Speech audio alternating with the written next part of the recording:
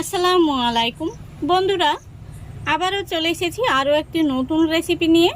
তো আজকে আমি মাত্র একটি ডিম আর 1 কাপ গমের আটা দিয়ে তেলে ভেজে বেকারির মতন খাস্তা মুচমুচে বিস্কুট বানিয়ে দেখাবো। আর এই বিস্কুটটা গরম গরম চায়ের সাথে খেতে ভীষণ ভালো লাগবে, আর বাচ্চা থেকে বড় সবাই কিন্তু ভীষণ পছন্দ করবে। তো চলুন আজকের এই রেসিপিটা দেখে নেওয়া যাক। রেসিপিটা ভালো লাগলে লাইক কমেন্ট শেয়ার করতে ভুলবেন না, আর চ্যানেলটি সাবস্ক্রাইব করে রাখার অনুরোধ রইল।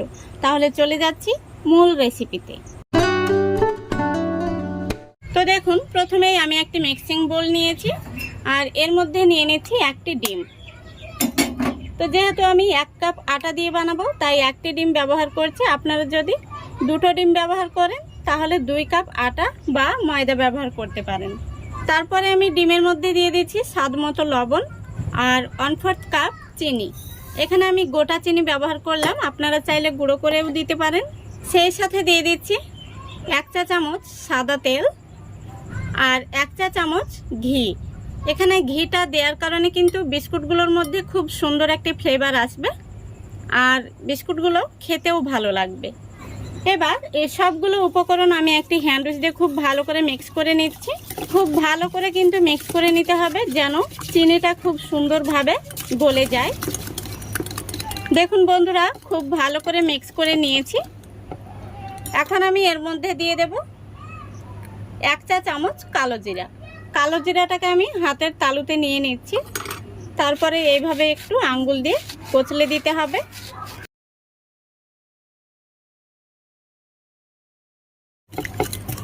দেখুন, কালো জিরাটা দেওয়ার পরে আমি আবারও মিক্স করে নিয়েছি।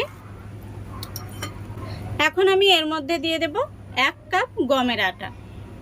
এখানে চাইলে আপনারা ময়দা ব্যবহার করতে পারেন, তবে আমি গমের আটা ব্যবহার করছি কারণ সবার ঘরে হয়তো ময়দা থাকে না, সেই জন্য আমি গমের আটা দিয়েই আপনাদের বানিয়ে দেখাবো। তারপরে দিয়ে দিচ্ছি চা চামচের 1/2 চামচ বেকিং পাউডার। এবার এই হ্যান্ড উইচ দিয়ে খুব ভালো করে আমি মিক্স করে নিচ্ছি।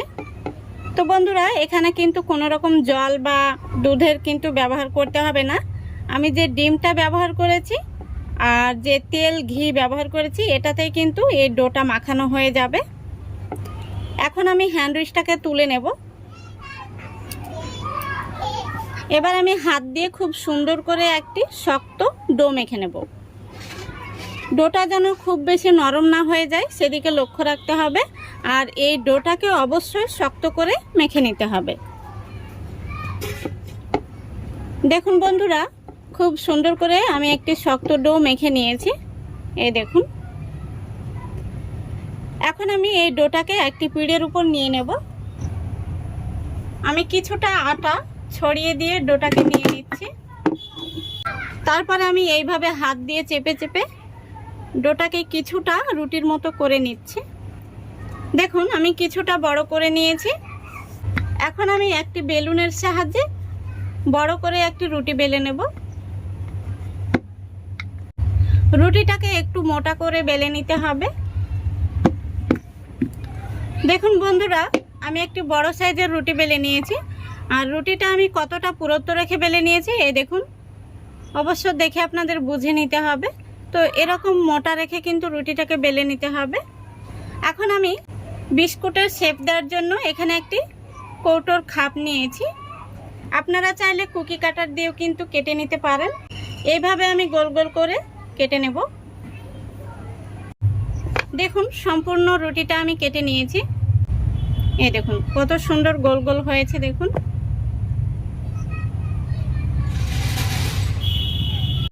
একটি রুটি থেকে কতগুলো বিস্কুট বেরিয়েছে। বাকি যে অংশটা রয়েছে এটা থেকে আমি আবারও বেলে একইভাবে কেটে নেব। দেখুন বন্ধুরা, সবগুলো বিস্কুট আমি একইভাবে কেটে নিয়েছি। তো বিস্কুটগুলোকে এখন আমি ভেজে নেব। এদিকে দেখুন, বিস্কুটগুলো ভাজার জন্য আমি তেলটা আগে থেকে গরম হতে বসিয়েছি, আর তেলটা খুব ভালো মতো গরম হয়ে গেছে। এখন আমি একে একে তেলের মধ্যে দিয়ে দিচ্ছি বিস্কুটগুলো, আর গ্যাসের ফ্লেমটা অবশ্যই লো ফ্লেমে রেখে কিন্তু বিস্কুটগুলো ভেজে নিতে হবে। দেখুন, একসাথে যতগুলো বিস্কুট ধরবে আমি ততগুলো বিস্কুট দিয়ে দিয়েছি। দেখুন কিছুক্ষণ পর বিস্কুটগুলো তেলের মধ্যে ভেসে উঠেছে। তো বন্ধুরা আবারও বলছি, গ্যাসের ফ্লেমটা অবশ্যই লো ফ্লেমে রেখে এই বিস্কুটগুলো ভাজতে হবে, তবেই বিস্কুটগুলো কিন্তু একদম খাস্তা আর মুচমুচে তৈরি হবে। গ্যাসের ফ্লেমটা কখনোই বাড়িয়ে দেবেন না, নইলে বিস্কুটগুলো উপর থেকে কালার চলে আসবে আর ভেতরটা কাঁচা থেকে যাবে। দেখুন বন্ধুরা, কিছুক্ষণ পর বিস্কুটগুলোকে আমি একটা সাইড উল্টে দিচ্ছি। এইভাবে বিস্কুটগুলোকে উল্টে পাল্টে হালকা ব্রাউন কালার করে ভেজে নিতে হবে। দেখুন বন্ধুরা, বিস্কুটগুলোকে আমি উল্টে পাল্টে গোল্ডেন কালার করে ভেজে নিয়েছি। এখন আমি বিস্কুটগুলোকে তেল থেকে তুলে নেব। দেখতেই পাচ্ছেন কত সুন্দর কালার এসছে।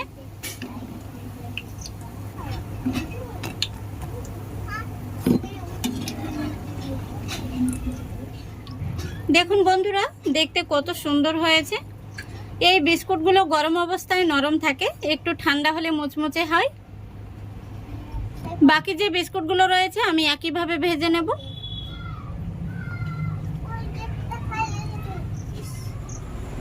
দেখুন বন্ধুরা, সবগুলো বিস্কুট ভেজে নিয়েছি আর বিস্কুটগুলো ভাজার পরে দেখতে কত সুন্দর হয়েছে। এই বিস্কুটগুলো বানানো কিন্তু খুব সহজেই হয়ে যায়, মাত্র 10 মিনিটের মধ্যে কিন্তু তৈরি করা হয়ে যায়। এখন আমি একটা বিস্কুট আপনাদের দেখিয়ে দিচ্ছি কতটা খাস্তা মুচমুচে তৈরি হয়েছে। আশা করছি শব্দ শুনে বুঝতে পারছেন। বিস্কুটটা আমি আপনাদের ভেঙেও দেখিয়ে দিচ্ছি। দেখুন ভেতরটা কতটা খাস্তা হয়েছে। এই দেখুন। তো বন্ধুরা, এই বিস্কুটটা কিন্তু আপনারা সকাল ও সন্ধ্যা চায়ের সাথে পরিবেশন করতে পারবেন, ভীষণ ভালো লাগবে। আর বাচ্চা থেকে বড় সবাই কিন্তু ভীষণ পছন্দ করবে। তো আশা করছি আজকের এই রেসিপিটা আপনাদের ভালো লেগেছে। যদি ভালো লেগে থাকে অবশ্যই লাইক কমেন্ট শেয়ার করে দেবেন এবং চ্যানেলটিকে সাবস্ক্রাইব করে অল নোটিফিকেশানটি অন করে সঙ্গে থাকবেন। আজকের মতো এখানেই বিদায় নিচ্ছি। সবাই ভালো থাকবেন, সুস্থ থাকবেন। খোদা হাফেজ।